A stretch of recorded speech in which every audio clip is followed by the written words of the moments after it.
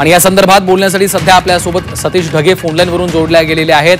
सतीशजी, दहशतवादी हल्ला झाल्याचं कळतं आहे, जवळपास 28 जणांचा यामध्ये मृत्यू झाल्याची भीती व्यक्त केली जाते। काय तुमची माहिती आहे, तुमची काय प्रतिक्रिया? नक्कीच आज घडीला तरी जे आहे आतापर्यंत 28 जणांचा निष्पाप नागरिकांचा मृत्यू झाल्याची बातमी आपल्याला त्या ठिकाणी येते।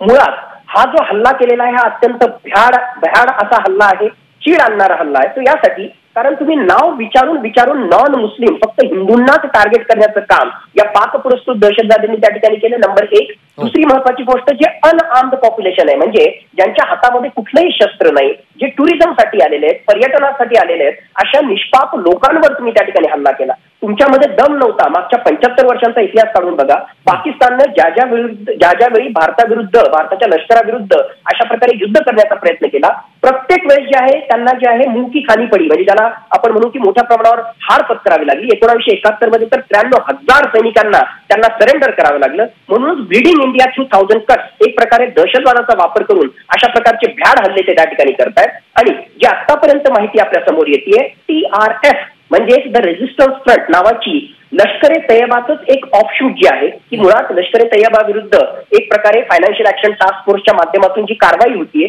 ती टाळण्यासाठी असा एक लष्कर ए तैयबाचाच नवीन ग्रुप, नवीन ऑफशूट TRF त्या ठिकाणी तयार करण्यात आला। आणि या TRFचं मुख्य काम 2019 मध्ये 5 ऑगस्ट 2019 ला ज्यावेळेस आर्टिकल 370 ला रिव्होक करण्याचा निर्णय घेतला गेला, त्याच्यानंतर जे आहे ऑक्टोबर 2019 मध्ये ही TRF नावाची संघटना त्या ठिकाणी तयार झाली। आणि या TRF संघटनेचं कामच हे आहे की कुठेतरी काश्मीर मधले जे मायग्रंट्स आहेत, तिथे आलेले जे लेबरर आहेत किंवा तिथे आलेले जे पर्यटक आहेत, त्यांच्यावर वेळोवेळी हल्ला करण्याचं काम, हिंदूंवर हल्ला करण्याचं काम या TRFने केलेलं आहे। आणि त्याचाच पुढचा अध्याय म्हणजे 2025 मध्ये असा भ्याड हल्ला या TRFने केलेला आहे।